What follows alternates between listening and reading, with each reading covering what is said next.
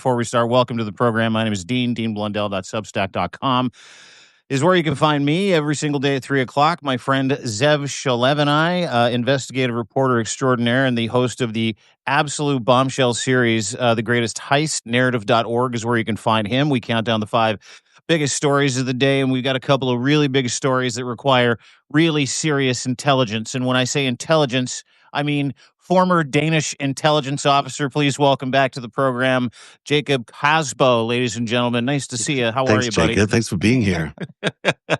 Thanks for having me. It's funny every time you pop up in my DMs, and I missed you last week because I don't check my DMs often enough, and I came back and I'm like, oh my God. And then I saw your DM, but your face always makes me smile. And every time we get on these, you give us the thumbs up and say, let's go. Must be the mutual Canadian-Danish vibe that we share. Yeah, I think it's after we buried the hatchet over the Hans Island affair up there near Greenland. Then there's lots of love in the air, so... Yeah, well, you left whiskey, we took your whiskey. We left whiskey, you took our whiskey. Then we... Schnapps. Yeah, that's right, Danish schnapps. Anyway, I think the Danes and the Canadians are amongst the happiest in the world. And every time they do a study, it's because of the cold weather, apparently, that brings us all together. And maybe the schnapps. Who knows? Yeah. Yeah, if I'm not mistaken, we live in 2 of the colder climates, but we also, between Denmark and Canada, I believe we consume almost the most alcohol out of every country per capita in the world.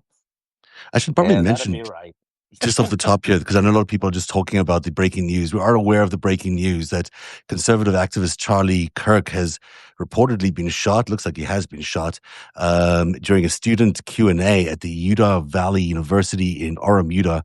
Earlier on today, the shooting took place during an event hosted by Turning Point USA. That's Kirk's organization on his American comeback tour. Witnesses and reports indicate that gunfire erupted about 20 minutes into the speech, and Kirk was swiftly escorted away by security after being hit. The gunshots were reportedly fired from a distance, possibly from the top of the Loss Center on campus, about 200 yards from where Kirk was speaking. His exact medical condition following the shooting remains unknown.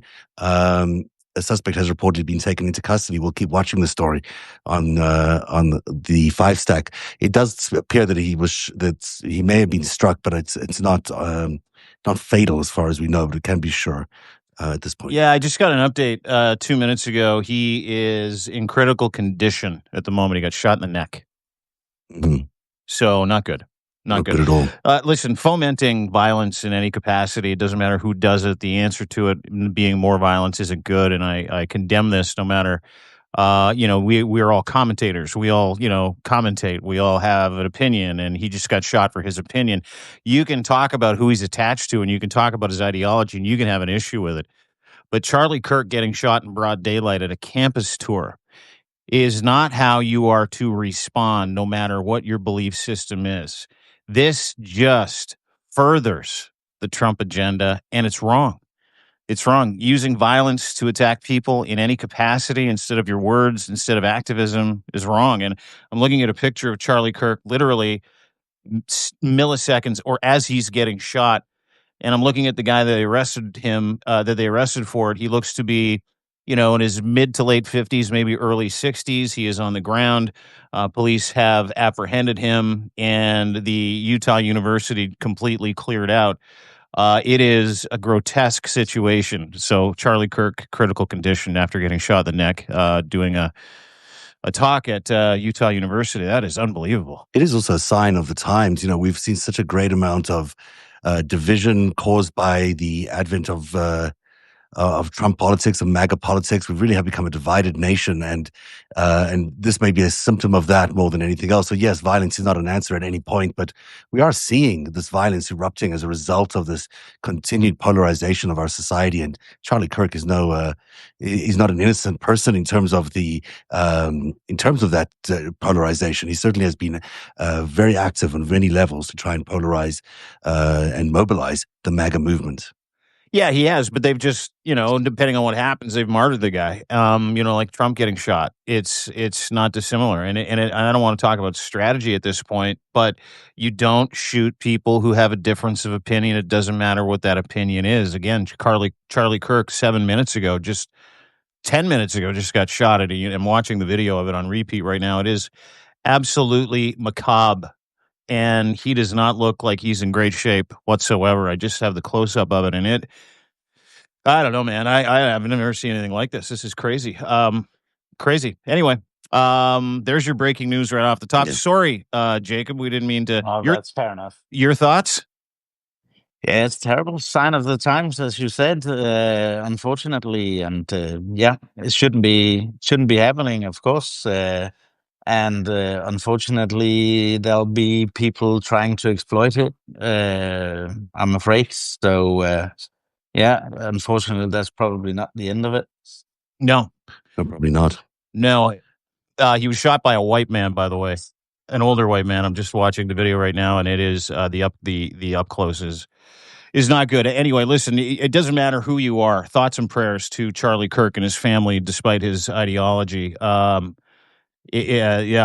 fuck, I don't know what to say. I don't know what to say. Yeah, I mean, just don't do it. Obviously, we wish him the best, and hopefully he makes some sort of recovery. Although he's in a critical condition right now, but it is an important time for everyone to just reanalyze what they're saying, the speech they're using, and maybe it is a way to bring people closer together and away from the polarizing language that we've seen in the past. Because the more we go at each other, the more likely it is that someone's going to decide to pick up a gun and do something crazy like this. Just a little comment on him, because I haven't followed this MAGA creature, these MAGA creatures closely before, but then it turned out that Charlie Kirk was one of the guys that went with Trump Jr. to Greenland back in January. No, interesting. And just an interesting little story here about how the algorithms are used to push these narratives is that I didn't know him, but my son, who was 18 that time, knew him. And he said, I don't subscribe to it, but he's known by everyone. And that's just through all that, how they're spreading it on the social media platforms for the young people, and it's toxic stuff. Yeah, I mean, the Turning Point movement has been a really interesting point for the MAGA movement. I mean, they've been well funded. Some say it was funded out of Russia. Some people say it receives other sort of covert funding from people that you wouldn't normally associate with university organizations. But this is a well funded, very, very well funded, if I'm not mistaken, organization. They have a whole campus. They have outreach into every other campus in America, and they really did a very effective job of mobilizing the youth in favor of MAGA, and have been a real key element of that. So Charlie Kirk in many ways is the leader of the youth wing of MAGA, and so for someone like that to be shot in this way is very significant, and shouldn't be discounted. And as I point out, he's well funded. There's a lot of money that flows in and out of the Turning Point organization, and there isn't really an heir apparent as far as I'm aware. Yeah.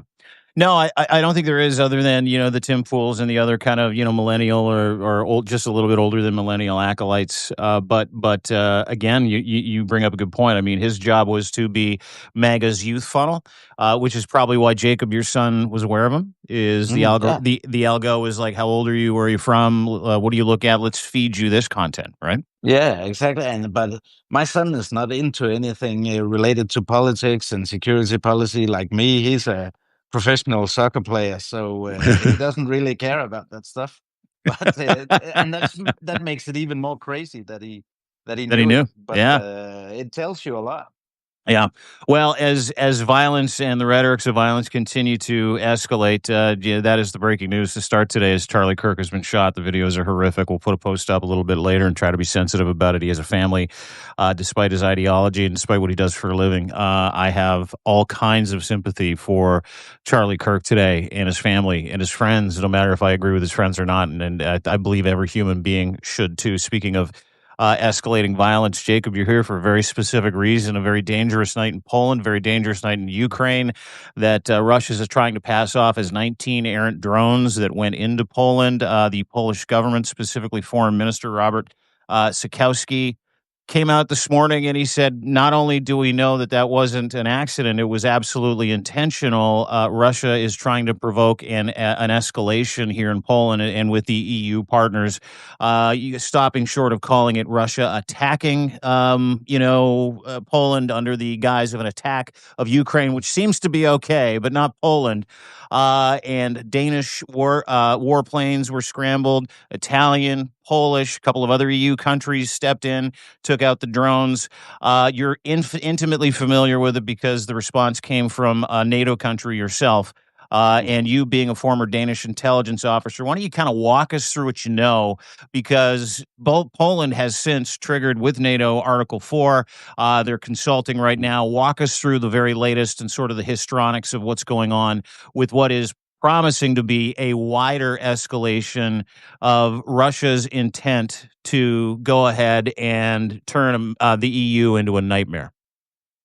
Yeah, I woke up at 6 this morning, and I was actually just heading down to the lake to go kayaking with my wife, and my phone was already red hot at 6 o'clock in the morning, so I had to give up on the kayaking, and went right on live TV. And back then, it turned out it was a smaller number of drones, but still significant. I think they were talking about eight or 10 back then, but now it's 19, 20, that region. The number has crept up all day. And it was also evident fairly early that contrary to what we've seen this time, they came in from Ukraine.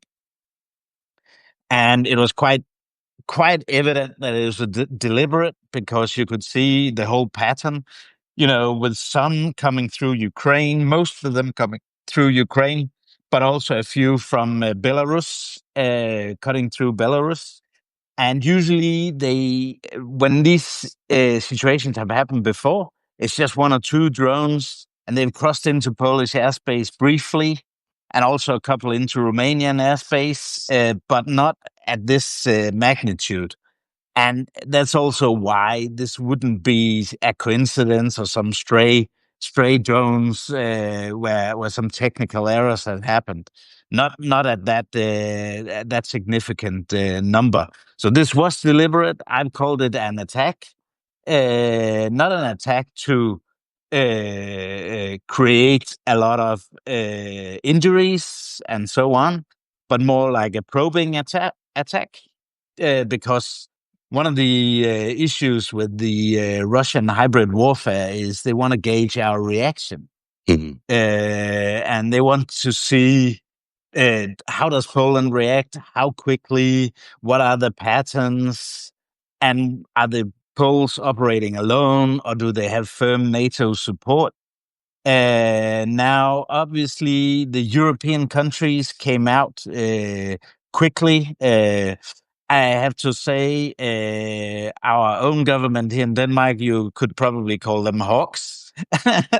So they've been saying openly that our prime minister said she was trying to promote a strong reaction and a very firm reaction, exacting costs on the Russians, and not letting this be a free pass. With Article 4 invocation, at least that's a common stance from the NATO countries. I believe the Americans were consulted to some extent. Consulted in what way? Before the meeting or before the attack? That's what they usually do, because the countries want to make sure that everyone is on board before they announce it. And when I saw the first statement by the Polish prime minister this morning, he was a bit not clear on that. And I thought, well, that means the Americans are probably trying to shove it aside. But later on, they came out and said Article 4 consultations, meaning they'll probably come out with a joint statement condemning it and so on. But just showing this common line won't be enough. There needs to be something concrete, some concrete measures against Russia, so they don't get the impression that it's a freebie. Why? Because all that we've seen with the hybrid warfare that they're conducting is that Russia acts like the carnivore on the savannah. You know, they go if we show weakness, they get emboldened. And we have shown weakness. This, in spite of all the sabotage and cyber warfare that we've seen, we have not invoked Article 4 before. That should have happened long ago. I've been calling for it for a year and a half. Mm. But finally, now that's happening, and at least that's something. Now, before you kind of move into the rest of it, explain Article 4, just a Coles Notes tour for people that don't know what Article 4 and Article 5 is, and the progression from 4 to 5. Yeah, 4 is if there is a threat towards territorial integrity, political independence, and security of a member state, and they can call consultations. There usually be a common statement from the NAC, the North Atlantic Council, and then sometimes they can take some measures to help the member states.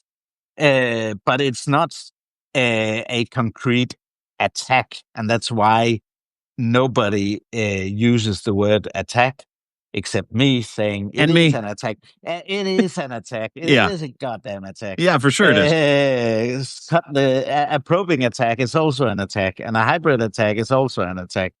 One of the things they're probing, of course, is America's resolve and America's response. And it has been very, very quiet from the White House, even though you say there's consultations before the Article 4 meeting, which is still, I think, taking place. I'm not sure if it's done. But if the White House has been incredibly quiet leading up to this and after it, that is not your typical reaction. As far as I know, the president and his vice president and his entire team were still having dinner last night when this was going on, and did not even stop their dinner at a fancy. By the way, they were having dinner at Joe's Seafood, getting heckled by protesters, getting called Hitler and Nazis. Yeah. So it didn't go well either. But they surely were aware of the news that a NATO country was being invaded by these 19 drones and didn't even interrupt that. That is not traditional reaction for a White House. Normally, they'd go into Situation Room. Comment when they left the restaurant because he was asked by a reporter.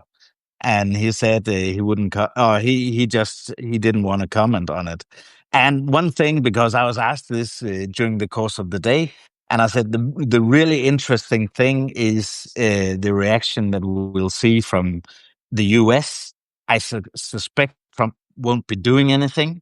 And then as the hours were passing, and I knew Trump was up, and there were no reactions on Truth Social, I said, "This is a sign that this is troublesome for Trump, because only 3 weeks ago he said there on stage that he had a fantastic relationship with his buddy Vladimir." So I'm quite sure that he has a bit of trouble how to navigate this. And then this afternoon, when he finally went on Truth Social and wrote something, it was ridiculous. Yeah, drones in Poland from Russia. Here we go. Here we go. Yeah.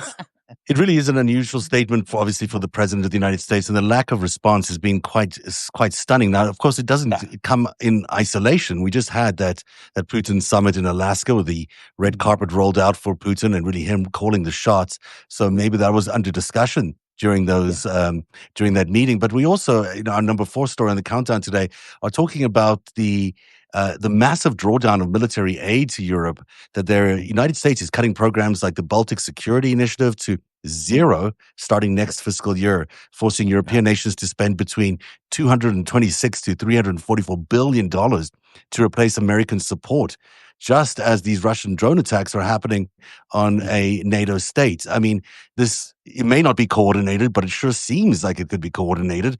That these drawdowns are being announced as these attacks are happening. Yeah, exactly. And you would have also seen the leak from the Pentagon with the common the defense strategy that Elbridge Colby is envisaging. where they are going to draw down forces and bring them back to the motherland and the Caribbean, I guess. I've also heard from DC some guys that are following this closely that the defense posture review that is coming out shortly also will talk more about drawing U.S. forces and getting them back to the U.S. So I expect a drawdown of U.S. forces in Europe. And the movement towards the Caribbean, to Venezuela, this is where they seem to be staging their potential war, while ignoring the attacks on NATO and neglecting to defend our NATO allies. This is obviously quite troubling. And I know, Dean, you want to jump in here, but just the this is you can call it a million things, but we're staring at World War III. You know, we really are beginning to see the outlines of a world war. Yeah. The one thing that I was asked about that, and also the statement by the Polish Prime Minister to that effect in a television program earlier on, I said that's one of the positive things that the Poles are talking openly about it, because with the Trump administration and before that with the Biden administration, just trying to shove it aside that we were being challenged and that there is a potential escalation scenario to World War III. That's the most dangerous part. So if we, from a European perspective, and Canada is with us, I suspect, acknowledge that that is a real scenario and start preparing for it, and start. That's the first step to avoid it. So I was actually trying to send some positive signals to the audience in Denmark, because I think that's a good sign, instead of just saying no, we that's not going to happen. That's not going to happen, because that makes the likelihood greater. So, right. So less appeasement. Can I ask you a question? You know, you're talking before I rudely interrupt you about Trump's response or lack thereof. About the feckless response from certain EU members, governments, countries with Russia. Now the incursion is 18 drones. NATO is having a conversation. They're consulting now, probably around the clock, probably not including the United States that much anymore, from what I understand. What are the possible outcomes here? What are the possible, what are the possible triggers for the European Union and NATO together to send a warning to Donald Trump, send a warning to Vladimir Putin and Russia to draw a hard line? Or are they not talking about that? Because I feel like this is either Churchill or Neville Chamberlain. We're going one of two ways here. And I believe that what happened in Poland yesterday was a real signpost, Jacob. Yeah. And I think you'll see the Nordic countries, the Baltic countries, obviously Poland, now also Germany, France, and a few others strike a tough line. You will remember that we had all these cable cutting incidents in the Baltic Sea, where it also took a long time for countries to get serious about it. And it actually started off with Finland boarding one of these ships that was involved in a cable cutting incident. And then they had a mini summit under NATO auspices with all the Nordic and Baltic countries, plus Poland and Germany. And they've strengthened the sea patrol in the Baltic Sea since then. And that's why the number of cable cutting incidents have gone down. So we might see this increased regionalization, where coalitions of the willing say, okay, we do this, and then they try to be polite towards Trump to avoid the big break in the transatlantic relationship. Although it's here for all intents and purposes, they don't want it to be formalized. The Swedish defense minister, what they are trying to avoid. Yeah, the Swedish defense minister has warned that Europe only has 2 to 5 years to prepare for a war with Russia. That's not a significant timeline. It's almost here. No. When you talk about 2 to 5 years. Do you concur? Is that the same position out of Denmark that, we're talking in the single digits here of years? Yeah, actually, I believe the Danish Defense Intelligence Service, my former colleagues, were the first to come out with a public assessment to that effect, talking about 2 to 5 years, depending on the scale of whatever attack the Russians would mount. And since then, more countries have followed suit, and that has to do with the increase in Russian capacity. When you look at their industrial capacity, how that's being beefed up by the Chinese, etc., etc., etc. So that's why they made that assessment, and also it talks quite openly about the doubt as to the American stance and the American willingness to defend us. So that's also a very eye-opening bluntness by my former colleagues, and I know these guys that much that they are not risk takers, but that's their assessment. Our government is quite at the front line there.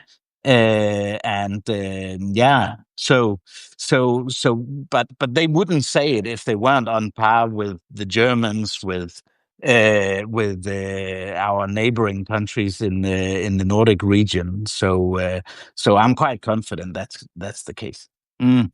Well, listen, I need to do something before we let you go, because I need to thank you for your time, because it's like 9:00 there. You probably want to get back to your kayaking. I don't know if you do night kayaking, but tomorrow morning I'll try again. Unless Russia sends drones into Moldova, then you'll get called back again to rally the troops. But listen, feel free to reach out anytime. Anytime something happens in that neck of the woods, we would love to be able to communicate that with people here in North America. I absolutely love your content. If anybody doesn't follow Jacob, if you're on Substack, at Jacob Karsbos,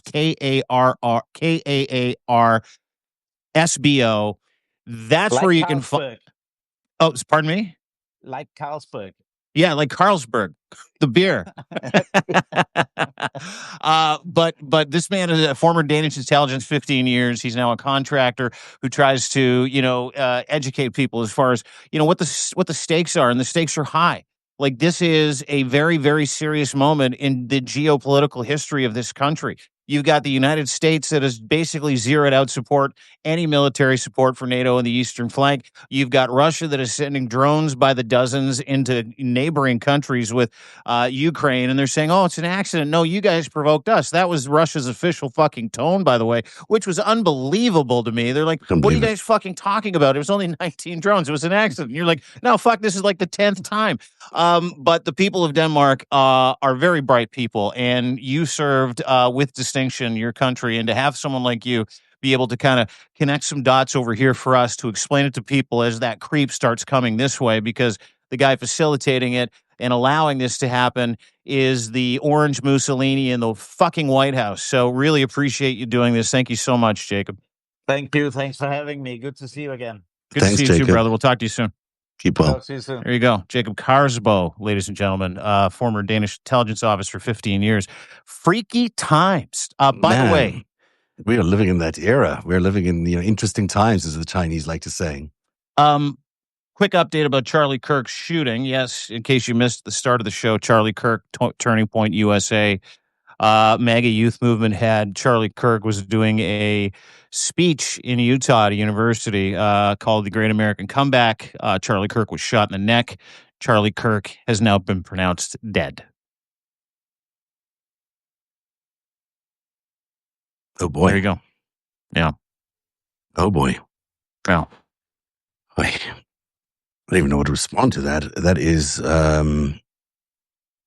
not being covered elsewhere. I mean, I'm sure it's correct what you're saying. I'm not sure what the sourcing is, but that is horrific. If we've lost a political voice for political reasons in America, it is a sad day, regardless of which side that person is on, because of course it means violence Violence is here. The violence in our political system is here. Now, it's not surprising. This is not the first assassination of a political person this year, but it's certainly the most high-profile assassination of a political person this year.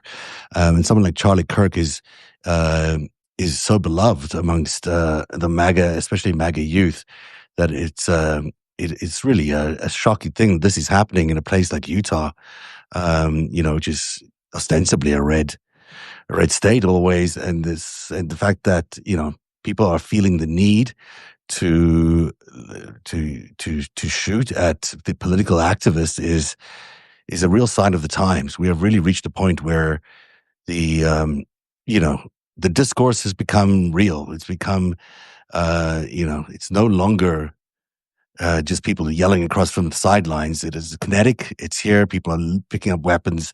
People are attacking each other physically and violently, and obviously here in this case, fatally.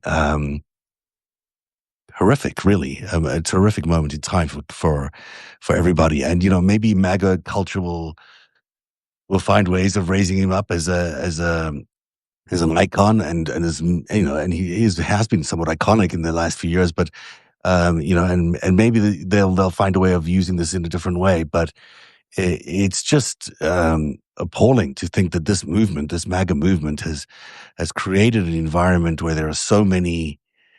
The people openly talk about killing people. People are so shocked by the extremes of this government and extremes of the MAGA movement, that there's people don't even think that it's a bad idea to kill people sometimes. I mean, it's just, that's how sad a situation it is, that we are now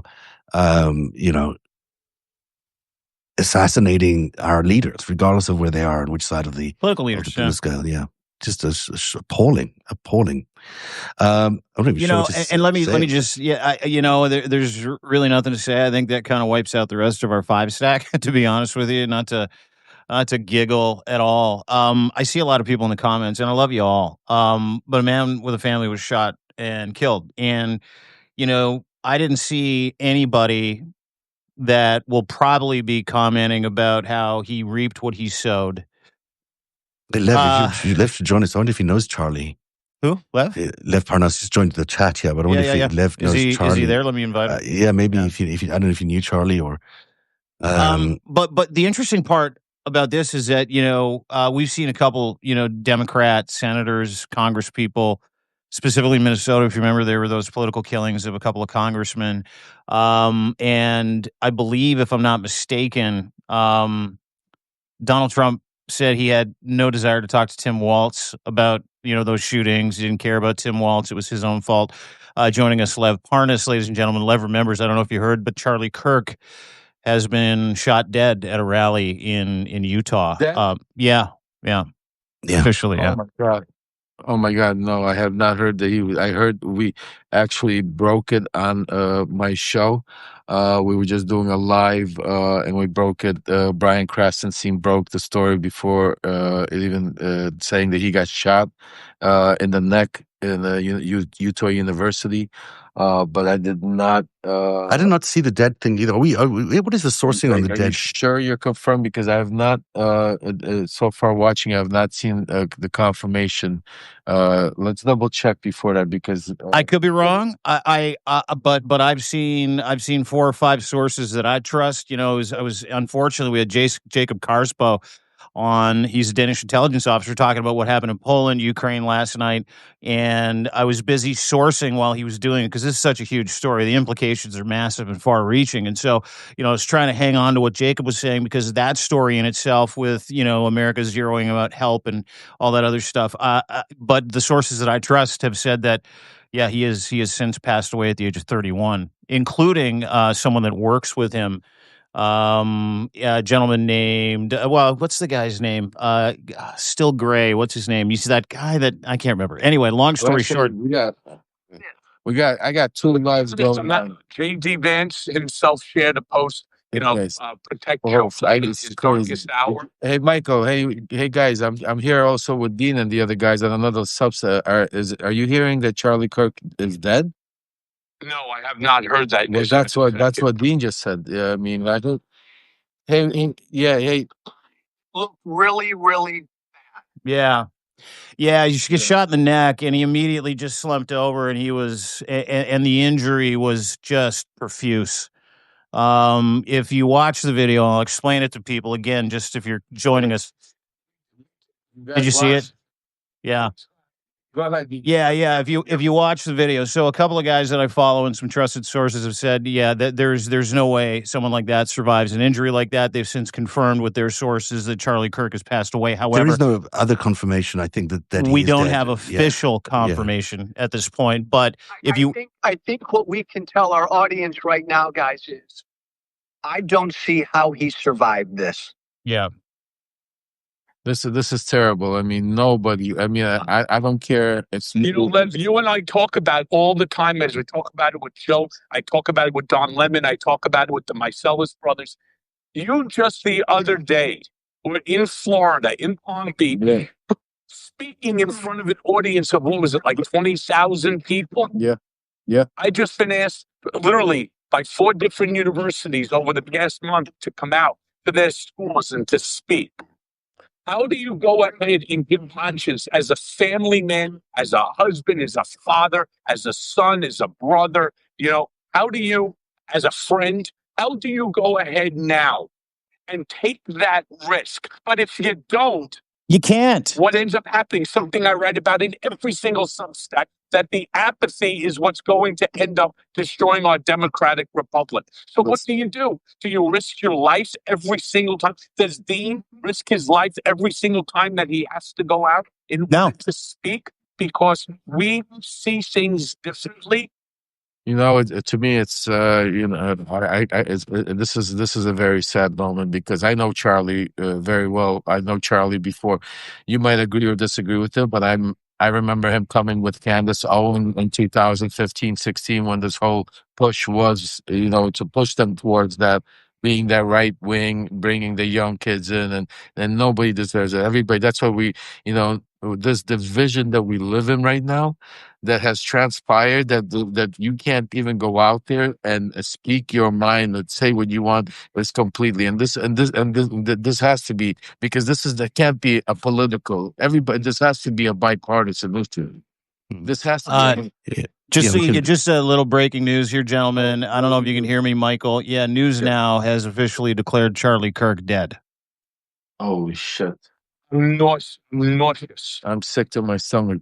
Yeah, but listen, to your point, the fomentation of this has been a long time coming. We saw a couple of Democratic politicians get shot and murdered in their own fucking houses a couple weeks ago. I mean, the escalation is here, and this is in broad daylight at a university, at something that was highly televised. And I've got a video literally sitting in front of me on my computer right now that a source has sent me of the gentleman who's been arrested. It's a white man, middle-aged, late 50s, early 60s, very calm, being kneeled on the ground, who is taking full responsibility for it. Not only is this disturbing, this is breaking news. This is not right.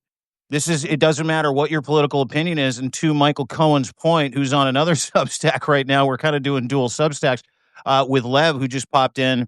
I can truthfully tell you there's a reason there's a white background and I don't show a background of where I am all the time. And there's a reason that I don't do public appearances. There's a reason that a lot of people are not telling everybody where they're going. And Charlie Kirk showed up willingly to a crowd of, if you look at the crowd, it's tens of thousands of people at Utah University. And so, say what you want about his ideology, say what you want about what he did for a living, say what you want about his rhetoric. The man did not deserve to get shot in the fucking neck.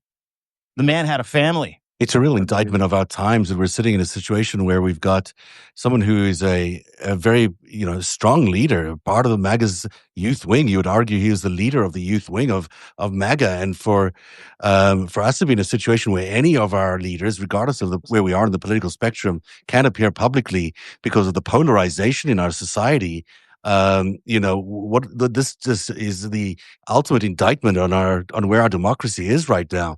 We've gone well past the pale of where we can be, having discourse in a normal, civilized way. And maybe this is a sign now that people can start ratcheting down some of that, but I suspect not.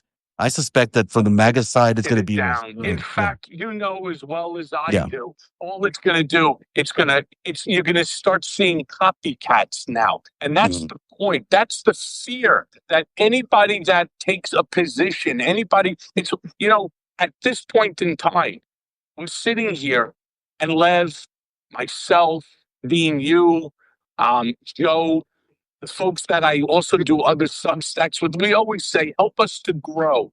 Help us to subscribe, share, comment, help us to grow. Why? So shit like this doesn't happen. But then here's the saddest part. The more that we grow our Substack, the more that we grow our platform, like Charlie Kirk, you become a bigger target. Yeah. Listen, I mean, right now, guys, I'm in shock because you know what? I have a son out there that does the same thing Charlie Kirk does, out there talking, and but on the other side, he's true to power. That goes out there constantly. He's 25 years old, so I'm sick to my stomach. Like, I mean, we're living in a country right now where you can't send your kids to school because you don't know if that's the last time you're going to see them because of you got crazy nuts with AK-47s out there trying to shoot up the wall. And now do you remember when you went out and you were doing that speech? And I turned around and told you I was supposed to march here in the city for the No Kings. The No Kings, that's right. And I was contacted by law enforcement who turned around and said to me, we would request, respectfully, we can't tell you what to do, but we are requesting that you not appear simply because we couldn't protect you in an open crowd that we believe is going to exceed 100,000 people. It was a big march down Fifth Avenue and so on. And I turned around and I was really upset and I was angry that once again, my First Amendment freedom of speech rights were being curtailed because of fear of being harmed, of being killed. And it was right after that there was a shooting at a school. And I decided, after my wife and my children and my parents and my friends' parents said, don't do it, don't go. I chose not to go, so I watched it on TV and I live streamed it. That's not the life I want to live. That's not the day that I want to. I want to be able to go about as you guys do, and as others do. I want to be able to engage in conversation with students and with other people who don't think the same way that we do. But And Michael, let me ask you a question. Michael, let me ask you a question. Is that too much for any one person to have to suffer? Is that time over? Dean wants to ask you a question. Yeah, is that time over, Michael? I think today is a turning point. Not to play on Charlie Kirk's organization's name, but I think this isn't a politician, and we shouldn't be shooting anybody. I don't give a fuck who you are. You shouldn't be shooting anybody if you have a difference of opinion. You don't like what they're saying. You don't like their political alliances, et cetera, et cetera, et cetera. You don't like what they did. You shouldn't be fucking shooting anybody. But has that time passed now where this is going to change the way, because you've changed the way you do things. You're a brash New Yorker, unafraid. Watched you walk on to CNN to take on Avenatti and take him down, and you're now careful of where you go. I know Lev is too, and I'd ask you and Lev the same thing. You guys are high profile guys in the system, bucking the system, part of the conversations. Does this change anything for you? Does it change everything for you? I'm gonna hop, guys. I love you all. I gotta hop. Charlie was like a son to me. I've gotta hop. Thank you all. Joe. Who was that? Joe? That was Joe Walsh. Joe. Oh my God! Gosh, sorry, this is on the line. Oh my gosh. Sorry. I mean that this is no good. And I tell you, and I'm going to tell you guys one thing. I mean, if this person happens to be left, or the response from Donald Trump could be could be massive. I mean, you know what? Do me a favor, Lev. Tell me, if you would, Dean's handle on this, and I'll bring him up too. Dean is actually with Zev on right now. So the problem with Substack, I don't think that would work. we Yeah. I don't mind jumping off here if that helps. We can do that. And the crazy part is I'm at like 5%. I was just doing a Substack with Brian Krasenstein. I don't know if you guys know I know Brian well. So the Secret Service was just at Brian Krasenstein's house because him and JD Vance had JD Vance attacked him on on Twitter because Brian Krasenstein confronted him with killing those 11 people of the Venezuelan boat in the middle of the ocean. So JD Vance responded to him, and lo and behold, just yesterday, the Secret Service showed up at his house. So they are trying to. This is why, folks, if you don't know, right, if you are not subscribing right now, if you're not doing everything you possibly can to subscribe to every single one of you, from Michael Cohen to Dean to Zev to Joe Walsh to the Midas Touch to Aaron, Brian. I mean, all these. They're going after us right now. We are the last line of defense because right now there's no media reporting anything. They're going after. They're shutting it down. My sources are telling me that this is the next wave that they're going to go after. The only way we're going to be able to survive, the only way we're going to be able to fight back, the only way we're going to be able to try to get some sort of, get our democracy back is if we have numbers. And I know Substack is a different platform, and I know it's not, grows in a different stage. It used to be out there, for writers, and now it's become the resistance. It's become the platform where we're all here, not just writers, but we're here truth talkers, video guys. I've never wrote in my life, and now we're sitting here writing every day, talking out there, making sure we get the truth out there. Michael was a lawyer. Now he's out here every day talking about truth to power. Zev's an investigative journalist. Dean's a talk show. We're out there doing everything we possibly can to spread the word. We're not out here to build, some sort of business or some sort of, friendship or some sort of, next, social media event. We're out here because we're in the middle of a crisis, folks. If you haven't realized it yet, if you still think we're not in a dictatorship, then you need to wake up, because by the time you wake up, it's going to be too late. And that's why now we need to act. So I'm asking you, before I get cut out and my phones die, I'm begging you, pleading with each and every one of you. This is crazy. The division that Donald Trump has caused is chaos. And there are people that are dying and getting hurt on both sides. You can't send our kids to school without thinking this might be the last time we see them. We can't, go to a rally, talk. We can't speak, like Michael just said. Lev, how many times have you heard me turn around and tell you that I don't go with my wife or my children? I meet them at a restaurant for fear. Yeah. I've had the death threats. You've had the death threats. I've had more than what I ever should.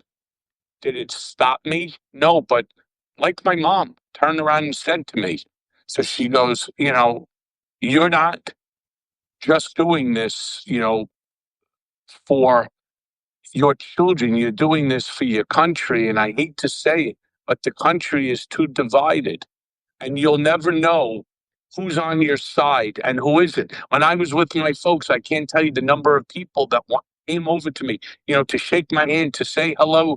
Like what you see, what you experience, take a selfie with you. Well, what if it's not a selfie that they want? They get close to you, and next thing you know, you end up with a fucking blade in your chest, right? Or in your neck. And so on. Yeah. And I don't know. I got to tell you something. Dean asks a great question there. How is this? Is this going to change your life? I don't know how much longer, with stupid shit like this, depending upon how things go. I don't know if I'm going to go to those lives. I don't know if I'm going. So what ends up happening? I end up speaking to the people who already believe and think the same that you and I do. How do we expand this base? How do we expand this subscribership? How do we expand the conversation of truth to power to protect our democratic republic? You see, the crazy thing is, in his weird way, Charlie Kirk thought and believed that he was doing right by the country. He was doing right. I don't agree with virtually anything that he stood for. But to silence him by shooting him, No, no. No. I'm so Yeah, sorry. and it also foments all kinds of opportunities for, retaliatory bullshit, right? Like, this isn't just about a chilling effect. This isn't just about political violence gone amok and a commentator getting shot in the neck at Utah University yesterday. If you're just joining us, Charlie Kirk has been shot, believed to be by many sources now, dead.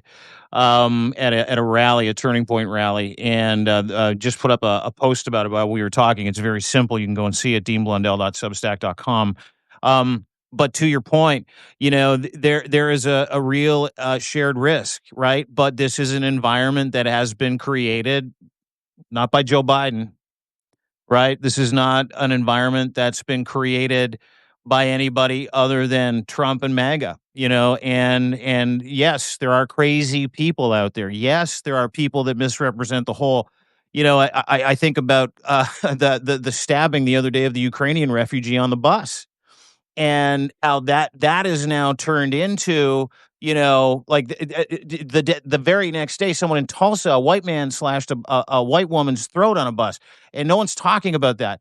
But there are these opportunities that will be used to visit further pain, further suffering, further fear on people, and this is one of those opportunities now. And for people like you, Lev, and I know Michael has weighed in. And I can't imagine living in your shoes, even though on a micro scale I have during the convoy January 6th. I had 1,400 death threats. Seb Gorka threatened to come get me, for fuck's sakes. So, there's this chilling fear out there that has been brewing. And but we're now seeing action. And we're not just seeing action of, QAnon guys that have lost their minds. We're seeing a middle-aged guy walk up to Charlie Kirk and shoot him in the neck. Yeah, no. I mean, guys, I'm not at a loss for words, but I'm in a little shock right now because, like I said, I know Charlie very well. I remember being introduced to them by in First America First. Him and Candace, they were like two young kids at the time. I mean, I think, what is Charlie? 25, 26 right now? 31. He's 31 now. 31. Yeah. So he was what, 23 at the time, or 24 when I met him first, and I remember even, they would try, Aaron was supposed to work with that whole, I mean, I remember put Charlie, and it's just shocking to see that, we're seeing this happen right now. It's a really real. I'm so concerned about the retribution that Dean is talking about. Think of it, as like a gang war, because that's what we have turned into, a blue gang versus a red gang. Well, now what do you think the red gang is going to want to do? What do you think that there's somebody who has some real serious mental issues that's going to be like, well, fuck that. If they could do it to our side, right? They're trying to silence us. And now they start loading up again. And God forbid, it's one of us that goes out there to go speak before a university, to go speak before a committee, to go walk in a protest, or to be a part of a protest. And now you have to worry that every single person around you, I mean, this guy wasn't, that proximate to him. This is nuts. This is nuts. And I don't know. I'm like you. I'm at a total loss for words. Well, why don't we do this? I know Lev is missing. He's probably down to about 1% now. Yeah, I know Michael is probably at the tail end. Michael, you can hear me, right? Yeah, I do. Okay. I'm going to get in touch with Lev when we're done. We'll comb our sources, do some due diligence over the next 15 to 24 hours. So far, I am not seeing on any of the major stations yet. That information, but generally they'd rather show the shooting at the school, which seems to be keeping the story alive, versus if God forbid he's perished. I agree with you. I saw the video. I don't see. Guys, I'm gonna go. I'm gonna give my son a call. I want to see. Yeah, you go. Take care of your family. And then maybe let's get on later on tonight when we get more information. We could do work together and put something out there. Right? Yeah, are you good, Michael? You good to go later on tonight? Yeah. Yeah, I should be. Yeah. Okay. Okay. We'll round the bases in. Thanks, guys. Appreciate it. Lev Okay, thanks, Parnas Lev. and Michael Cohen there. It's really, they're just watching a reporter talking about it on the scene who witnessed the event. I'll try to bring up that audio in a second, but, it sounds like, as you point out, a horrific hit that hit him, shot. I just noticed as well on Charlie Kirk's Twitter account, this is the thing he posted on September 7th, 3 days ago, and to the top of his Twitter account. This is more than a project. This is a fight for America's soul. Every day I see my country bleeding, families struggling, children growing up in lies, freedom slipping through our fingers while the corrupt elite laugh. The media tells us to stay blind, to stay silent, but I can't, I won't. With every word I share, I'm not just posting, I'm fighting. Every truth bomb I drop is a shield for the innocent, a sword against the evil that's destroying our land. To the world, it may look small, but to broken-hearted patriot, it can mean hope. Goes on and on about this. It's a very poignant, almost prescient post that he put up there. It really does sound like he may have felt the pressure of what may be coming. I don't know. It's certainly, I don't want to read into it too much, but like there may be some more backstory. Like it just wasn't random. He was expecting to be shot, or maybe someone had tipped him off that it was going to happen. Because listen, someone got real close. Yeah, sorry. Yeah, using words like fighting and the country bleeding, and that this is more than just a project; it's a fight. These are real words of someone who's believes in what he's saying there, that he's fighting for America's soul. And you don't get that way, I don't think, unless that sort of hits you in that way. Pre-Trump, and let me say this: pre-Trump, guys like Charlie Kirk really did, and I'm sure he did, believe exactly what his rhetoric dictated. Like I truly believe that Charlie Kirk bought into the ideology. I'm sure it came with incredible influence. I'm sure it came with lots of money, but I'm sure for a bunch of reasons Charlie Kirk was riding for the brand that he truly believed in and thought he was going to save America and all those other things. And I think that's the track that he probably thought that he was on. Okay. But prior to Donald Trump, guys like him could get along with guys like James Carville. Guys that had those opinions could sit on a panel and not feel triggered. There wouldn't be violence. No one would get shot. You could go out and appear in public. I specifically remember Tucker Carlson, some other guy. I think it was called Crossfire. This thing, and Jon Stewart in the middle. These are diametrically opposed people on the same network. That doesn't exist anymore because the divisions have been fomented to the point where it's live or die, life or death, violence or not. You're wrong. You need to die. I hope he dies. All these. Well, people are now dying. Like Charlie Kirk was shot in the neck today, and I watched the video. There's a video. You can go to my Substack. You can look at it. Please, it is graphic content. I don't know if it'll stay, but you need to see it because that man's political opinion, whether you agreed with him or not, whether you thought he was a bullshit artist or not, whether you thought he was a maggot or in Putin's pot, whatever, doesn't fucking matter. It doesn't matter. He got shot for his political opinions. He got shot. Yeah. In the neck, point blank range by a middle-aged guy who disagreed with him. What the fuck happened to us being able to disagree? What the fuck happened to people being allowed to have an opinion and not get fucking violently beat or shot or stabbed or threatened or chased or doxxed or swatted? What the fuck happened? Well, we can't be surprised by any of this. I mean, what has happened is over the last decade, we know what's happened. We have been, victims of a major psychological warfare that has, completely torn America apart. It's not just the advent of Donald Trump and just the advent of, MAGA. This has been a project by the enemies of this country to divide us in order to conquer us. And the division is heartbreaking because it's so hard to see how you could ever put it back together again. But, the left versus right paradigm that we're living in is such a false paradigm when you think about it. Because, I can agree with everything Charlie Kirk said in his in his post there. Almost everything he said, I agree with, about freedom slipping away, and about the elite laughing it off and getting richer. Absolutely. I think that is a rallying cry that every American can understand and fall behind. And, I don't doubt for a second that Charlie Kirk believes in what he was saying there.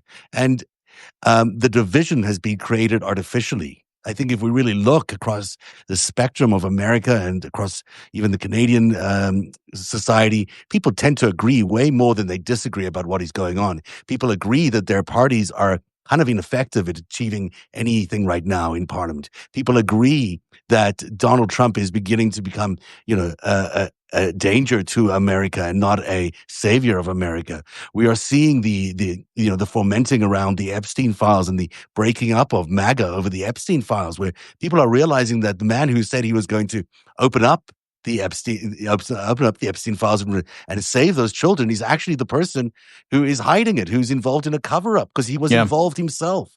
And that kind of cynicism that we've become, so on the left and the right, frankly, I think everyone just has the same sense of this is, we can't get what we need done through our current leadership. That leadership is failing time and time again. And so the same elite that Charlie Kirk is bemoaning, absolutely the elite has gotten away with so much. Absolutely the elite has become richer at the expense of everybody else, and our rights and our freedoms are being clipped away every single day. So maybe we need to start looking at these kind of moments like the Charlie Kirk moment here and bring people together under the unified banner of Americans wanting to bring back their union, wanting to bring back the Constitution that they hold so cherished. Because without unity amongst the people and an understanding of what they really are after, we're just going to be trapped in this left versus right paradigm that we have been put into. I really believe that. The more I look at the political scale, and I've been at this for way too long, but people are put into their funnels and they're told to hate the other side and you just go at them. But meanwhile, there's so much commonality and there's so much grounding that we could build on if we just focused on the things that we absolutely care about, which is, very simply the Constitution, the values in the Constitution, the things that made America what it is. And there's a unifying piece of that I just don't think anyone has harnessed yet.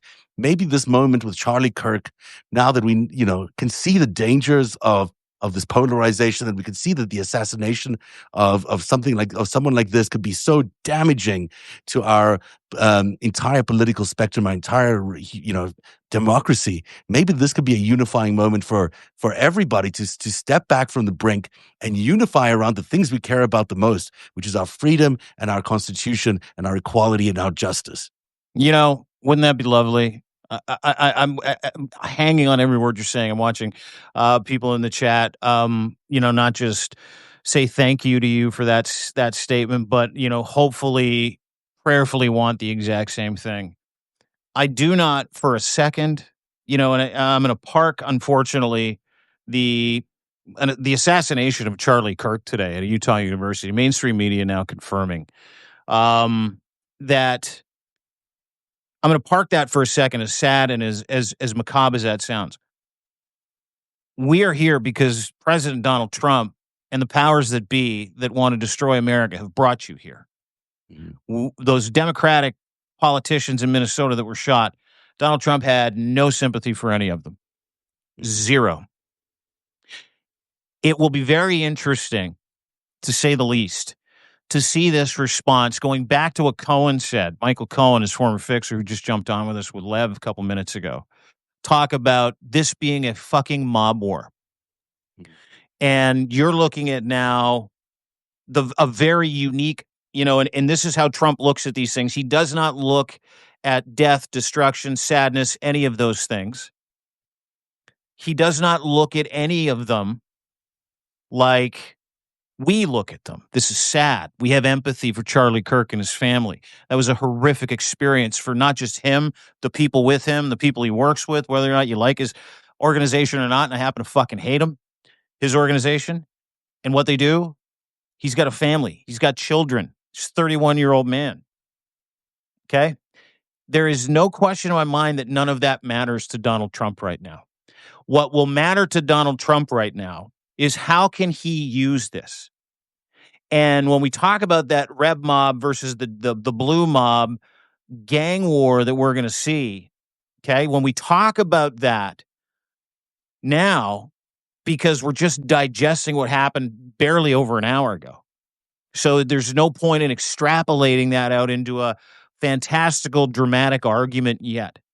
But I have no question in my mind that we're not going to see leadership from the White House that asks for people to tone it down, that asks for people to bring them together, that tells Americans, okay, that's enough. The political ecosystem is too much. We need to set a better example. We need to work on behalf of all Americans so that this never happens again. And it's because of what happened to those Minnesota lawmakers that got shot and Donald Trump being asked on Air Force One if he was going to call Tim Walz and offer condolence. He goes, I got no reason to call Tim Walz, whatever. That man is empathy-less. He is soul-less. And he probably, if I know Donald Trump, and it'd be interesting to talk to Michael Cohen about it, or Lev, these are human beings that actually feel pain today. Same with Joe Walsh, who just popped on real quick. It was he knew Charlie Kirk very, very well. He's very close to them, completely disagreed with him. He had to leave the podcast. And we'll try and get those guys on tonight as well and round the bases to get as much information as we can. But I have no question in my mind that this will be a catalyst as opposed to a catalyst for more violence, a catalyst for more power, a catalyst for more distractions, a catalyst to hurt America further, depending on what your belief system is, because Donald Trump is still Donald Trump. But we can demand more of our leaders. You know, our leaders are not going to be there to say these right things, but I think we can. As the people of America, we can say that we're tired of this, that this is not the America that we're choosing. This America of division is not the America we want. We want an America that's moderate, an America that's unified, an America that hangs on to its beliefs and values and freedoms. This is not the America anyone has chosen. No one has willingly led us to this horrible events that we are now witnessing. And a moment like Charlie Kirk's assassination, if in fact is he confirmed dead? I'm not sure if he is yet. But if he is such a powerful moment for people to really feel that. And I think we should all harness it. We should all just look deeply in ourselves and say, do we really want the person on the other side of the political spectrum to be shot dead? Is this really where we're at, where we want to kill our fellow Americans because they have different views? And not even that different a view on things. I mean, maybe there's differences in how we round up immigrants, or maybe there are differences in policy about certain things. But do we really have that unique a situation here, a polarized situation here, where we want to kill our enemy politically? We're not that country. We've never been that country. Why are we now the country that it wants to kill our opponents because we cannot find any other way to have our voices heard?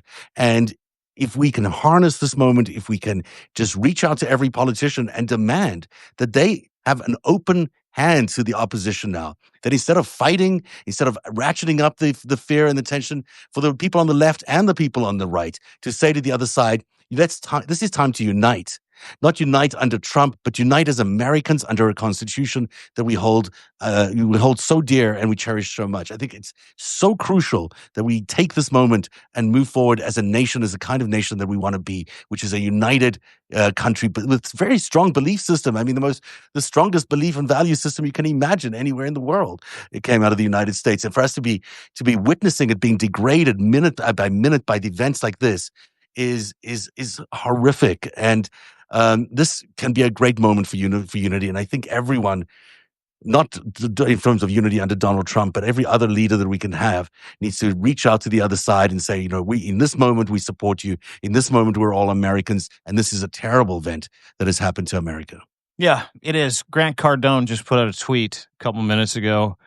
Close friends with Charlie, saying, I loved every moment I spent with Charlie. R.I.P. brother, prayer to his wife and kids. So take that for what it's worth until you hear from certain outlets. But the outlets that and the sources that I have say that there's no way anybody survives that injury. It does appear that way. I mean, it's a very serious. And if you've seen it, if you've seen it, you can unfortunately peruse the video on my Substack. deanblundell.substack.com.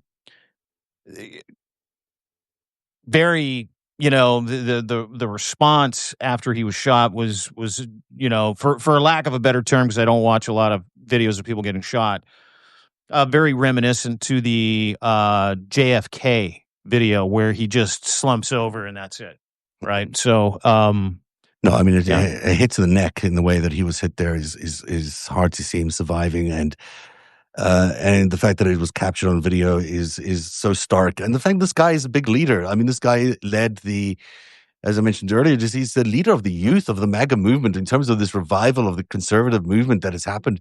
It's Charlie Kirk who has led this movement. I mean, many people would have placed him as a potential future president, as a future, as a real up and comer in the world of politics, and a figure that has galvanized the youth for MAGA in a tremendous way. So it is a huge loss to MAGA, but also just a huge, it's a huge loss. Ultimately, we cannot have our political leaders, no matter where they're from, facing this kind of threats, as Michael Cohen said earlier, facing the fear of going out in public, facing and we're seeing it with the militarization of our cities, the militarization of our schools. We need to resist all of this. We need to really push back and unify around the things that matter and what America really was, which is our democracy is a powerful democracy. We need to re-celebrate it and re-galvanize it in a way that makes sense. And the criminals that have taken over our country, and we can all see who they are now because the Epstein report really reveals who they are.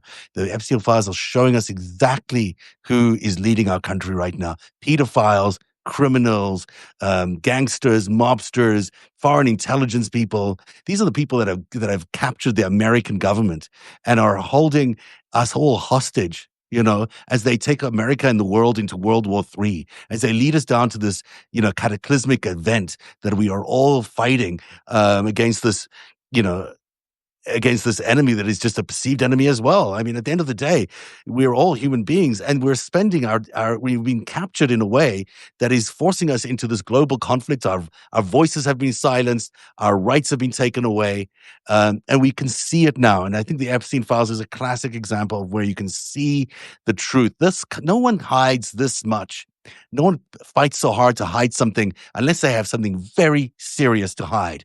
And there is a lot in those files that reveal who Donald Trump and who the MAGA people who have captured America really are. And I think once we understand that, once we reveal that, we can really get a sense of what's at play here and how unified we have to be against that particular enemy. And that enemy is not one that's American made.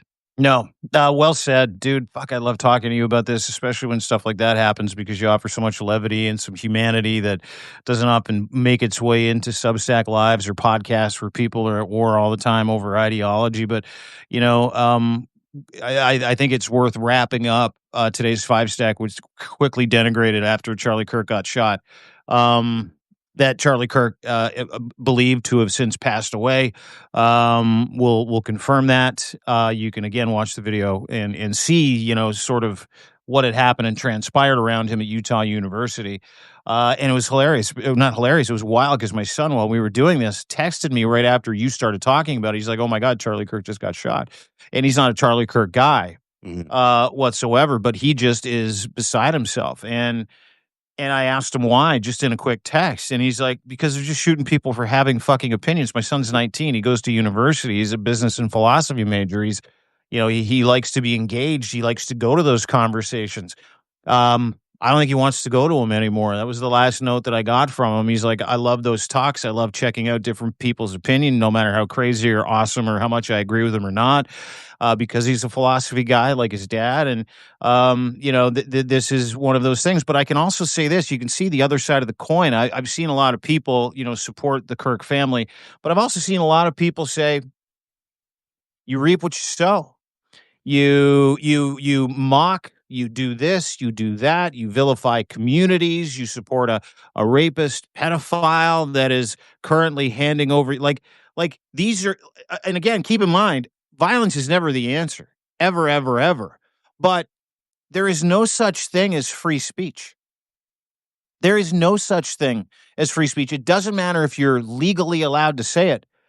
There is going to be, and we're going to see an increase of something my dad calls comeuppance for people that feel like they can just say whatever they want anytime they want, engage with anybody they want, and it's your problem, not theirs, if it offends the masses, you or anybody else, or it's rude or inconvenient or awful or hate-filled, because that's part of this conversation too, is the freedom of speech, right? Am I allowed to say these things? Yeah, you're allowed to say anything you want. You are allowed to say anything you want. But there is a tax for everything you say and everything you do. Those are called consequences. So in essence, there is never free speech. And I think in a really sick way, America realized that today. There is not free speech. He goes to a campus supposed to have free speech university. What happens is absolutely terrific. Charlie Kirk, for the past 10 years, has fed the machine, his brand. Well, you don't know where the crazies are. You don't know who you've triggered. You don't know what you've done with that speech. You don't know who you've offended. And I'm not saying this to give any credence to the idea that shooting someone for an opinion is a good idea, because I've said it time and time and time again. You never kill, shoot, or incur violence on someone for anything that has come out of their mouth ever. It doesn't matter if you agree or if you don't disagree with them. It doesn't matter. Look, but that is going to be part of this conversation going forward, Zeph. Look, this is all a result of the advent of Donald Trump. I mean, no one can look at this in any other way but say that the MAGA cult that is Donald Trump has created a society that is permissive about violence, that is celebrates violence, that celebrates this sort of machismo around violence, that it doesn't listen to any opposition, that labels people, that punishes people, that has retribution built into their platform. I mean, there is no doubt that this is where, that we would not be here without Donald Trump's rhetoric, without his polarization, without his everything. But that does not mean that he is America. He is just the guy in the White House. America is better than that. America has proven to be better than that over the years. And this reminds me of, this will be a sort of, people won't necessarily understand the reference here, but in the dying days of apartheid, there was a South African Communist Party leader named Chris Hani, who I knew personally, who was shot dead in the morning, a couple of weeks before a pivotal moment in the transition to democracy in South Africa. And everyone thought that would be the start of civil war in South Africa, that this would be the moment that that everyone would rise up in violence and there would be a clash. And it did exactly the opposite. Chris Hani's legacy to a large extent was that South Africa's road to democracy was peaceful, relatively peaceful, because of the impact of that shooting. And I think we need to view this moment in the same kind of way, that, this is a warning of who we are. This is a warning of what we can become and how much worse it can get. Yeah. And now is the time for all of us to unify and be clear about what we know about this guy. Be clear about what we know about Donald Trump and where he's leading this country. Be clear about his alliance with our biggest adversary in the world. And be clear that they are marching us into a world war. And the only way to stop them is by getting rid of this administration. This feels, by the way, too, and well said, as always, this feels like a very JFK, MLK, RFK moment, doesn't it? Mm-hmm. Yeah, it does. It really does. And I remember I was a JFK file. I was a crazy, I watched the Zapruder film over and over and over again. It still fascinates me that they would just shoot a president like that, and then shoot, a guy that won the primary to become the president like that, his brother, at a hotel as he's walking through the kitchen. And then, the MLK thing shook me as, I kind of started to understand it happened before I was born, and I had to know, why do you shoot a black activist trying to stand up for his people? Why do you shoot, an attorney general who, was trying to stand up for human rights? Why do you shoot in civil rights? Why do you shoot a president who was forcing civil rights? That was a crazy moment, because America was on the precipice of civil rights change. Mm-hmm. And there was an institution deep inside the United States of America, the Dulleses of the world, that didn't want any of that. They didn't want institutional change at all, right? Mm-hmm. And so what happened was, fascinatingly, which is all the people, the change agents, got shot. And as we're sitting here having this conversation, all of this stuff is coming into my head is that, America goes through this every 40 to 60 years, where if it's not Kent State University or Afghan, that was a long 20 years of violence, right? It really, really was, from when JFK got shot in the 60s to Kent State in the 70s, Vietnam, the rallies, the death, all this stuff. It truly was and still is a time in my life that I don't understand, but I'm starting to understand it now. And I hope the rest of America, because if you look at history, it's your greatest fucking educator. It really, really, really is. This is a cyclical thing where ideologies come, they're hanging on for dear life. New ones want to break through. They're not allowed to. And then you see violence on violence on violence. And if history is a teacher, this is the beginning, not the end. Mm-hmm. So I would encourage everybody in the United States of America today to be calm, be cool, to approach conversations with people that feel hot about this on either side with a, hey, let's just have a conversation. Let's not be violent. Let's not take it out on each other. Because Charlie Kirk, whether you liked him or not, was beloved. He was beloved by a certain subset of people. And they're we just got off the phone, literally just got off the phone with Joe Walsh, Michael Cohen, Lev Parnas. All of them knew him. All of them liked him. All of them disagreed with him. All of them. They're apoplectic today. Mm-hmm. They can't believe it happened. So, eyes wide open, hands open, careful out there. But America, stay calm. Stay calm. Because that's what this moment requires. It requires you to do the right thing at the hardest time. To walk away from this stuff is really important if you can't handle it. To not get triggered by this stuff, which is really difficult. Absolutely. So be very careful. We should probably end this here and then regroup for a little later on. But I think that he is still in critical condition is the official word that he's still out there, and I don't want to leave people with the wrong impression at the end of the show. Yeah, I just saw a note that said Nicole Wallace said that he is on life support but still alive. Yeah. So I mean, it's clear this was a very serious incident that obviously a very serious injury, but we just don't know for sure yet what his condition is, other than the fact that he's in a critical condition. I think we need to just not leave people with the perception that he's not alive, although clearly he's in very grave danger. Of not surviving this, and we'll keep monitoring that. And I don't even know where to go from here, except I think it's time for us to. I don't know. Hang them up. Hang up the headphones. I think you're good. I think monitor. I have hedged my reporting on Substack on, this being a pretty grievous injury that, you can't see him surviving. Yeah. But at the same time, my sources have said, including a friend of his, Ian Miles Chong, who has said that he has, and he's not one of my sources, but it was sent to me from a source, said that he is believed to have been passed away. Listen, I don't like anything the guy does. Yeah. But, and I don't pray, but if I did, thoughts and prayers, and I mean them, to the Kirk family, to his children, and to Charlie himself. If indeed he has not passed away, if indeed he has not expired, and I hope he hasn't, our reporting says otherwise, I hope to be wrong. I hope to be corrected. And I hope that America doesn't lose its mind over this. I really do. Well, time will tell. That's the end of the FiveStack special edition today. Really, it's not been the FiveStack at all. We've just been talking about Charlie Kirk and the other big news of the day, which is the events that have happened in Poland. We'll be back tomorrow on the FiveStack at 3:00, but perhaps there'll be a broadcast from some of us later tonight.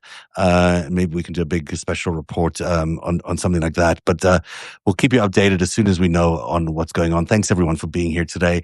Thanks for your subscriptions. Thanks for your support. And we'll see you again tomorrow at 3 p.m. Cheers, Dean. Bye, guys.